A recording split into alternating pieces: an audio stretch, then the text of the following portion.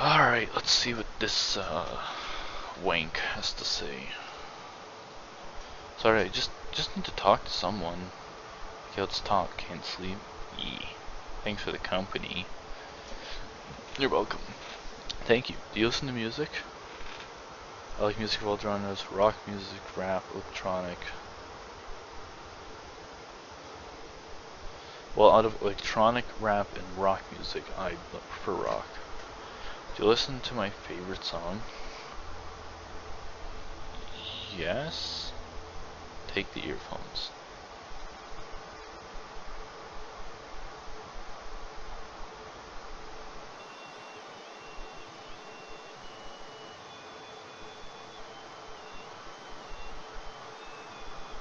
I hope this song isn't copyrighted.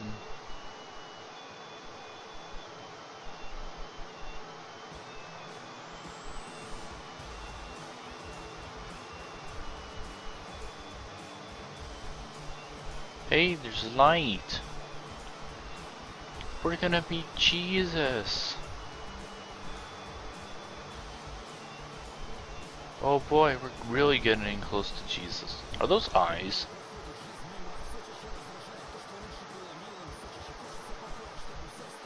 What language is this? I don't know if this is a popular song or not.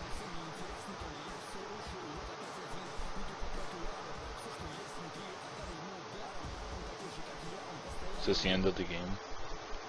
Then I took them off. What do you think? I liked it. I knew it. Well, I'm going to sleep. Good night. Went back to my seat and lay down. Well, where have we stopped? Tell me about your profession. So I can you imagine what a great feeling this work brings? Look out the cab and see how many people go out of the train. You understand what an important job you do. Every day you help people. When you go to work, to visit their friends and relatives and go home, it's an incredible feeling. I want all this to stop. I would go to the cab and announce the next station is stand clear of the doors, please. And I would set the signal and depart. I would accelerate up to 100 km/h at least. Open the window and would listen to the sound of the wheels, the roar of the engine, and the howl of the wind. Luckily I was absorbed in his dreams. As for my work, I didn't want to think about it, let alone talk about it. Suddenly doors opened and a strange man rushed into the carriage. He had sharp features, long nose, and bulging eyes. Well, who's the boss here? Why are you experimenting with people? The smoke's not hazardous. Take us to the destination now. Now. Constantin? Tintin. That's his name. Tintin.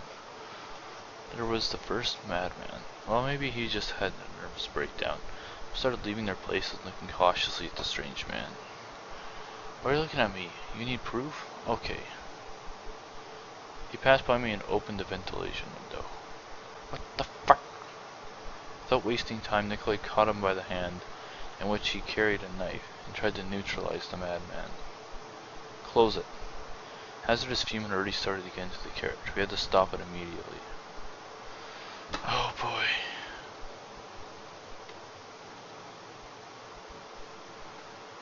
Is it gonna be Q&A? No, it's S. D. W. W. A. S. A. Put my hands up to close the window, but it didn't budge. Oh boy. I mean, darn. S. W. D. A. S. A.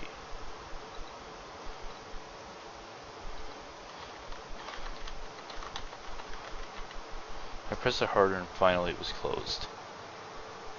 Meanwhile, Nikolai tried to neutralize the man. Suddenly he bumped Nikolai and knifed his hand.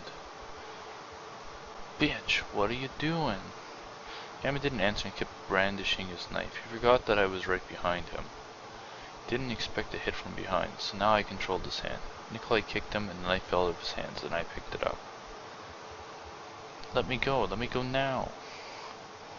Nobody could expect what happened next. Eugenie, who had watched at the fight from silence, came up to the aggressor and hit him with an empty bottle. Broken glass fell on the floor. The men screamed and came down. What have you done? Why? We neutralized him. He didn't pose a threat. He attacked you and was about to kill you. Nikolai pushed him away, looked at the closed window, then at me. Good job. The train driver's hand was bleeding. Blood dripped on the floor. Nikolai seemed to notice that. Your hand's bleeding. Fuck, I haven't even noticed that. You need to apply a bandage. Look at the cut. It wasn't big, but it was bleeding. A bandage should be applied. Let me help you. Nikolai took a large handkerchief and gave it to me. Applied the bandage and he dressed up quickly. Oh boy. A-S-D-W-W-S-D-W.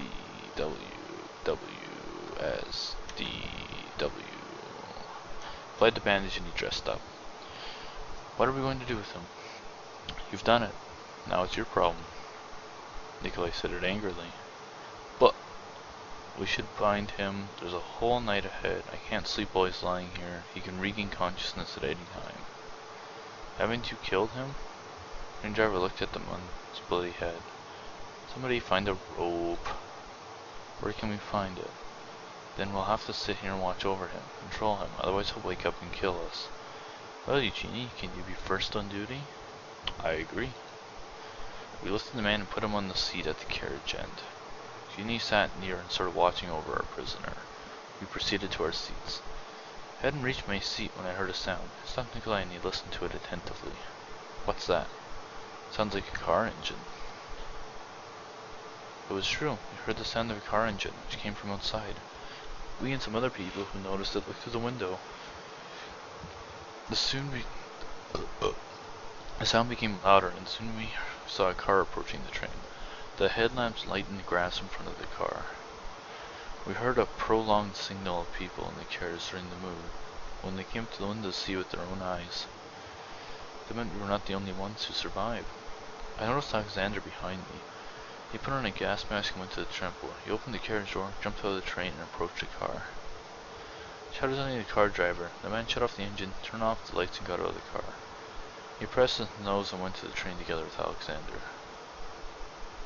In a few seconds he was already in the carriage. He had an unusual appearance, dark hair, middle height. All the people looked at him and remained silent. Alexei? I'm so glad that I found people alive. Alexander took off his gas mask and put it into a huge bag. After he stared at our guest. We're glad too. We thought we were the only ones. No, believe me, you're not alone.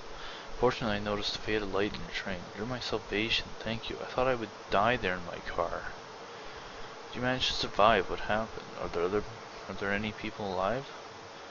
Give me something to drink. I haven't drunk since the very morning.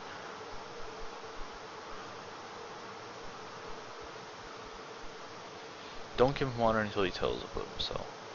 Then I reached for a bottle of water, but prevented him with a gesture. First, he should tell us who he is and how he's found us. He's thirsty. Look at him. He's miserable. I agree. Let him tell us who he is and how he got here. Don't be silly. We can't trust everyone. What are you talking about? He survived just like we did. I'll tell you everything just in brief. My name is Alexei. I assume you don't understand what's going on either. But let's share the information. I'll tell you what happened to me. Start the story with these words. The end of chapter 3.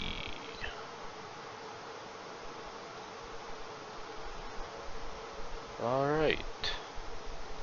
We'll save that and we'll end that episode there. So thank you for watching and I hope you enjoyed.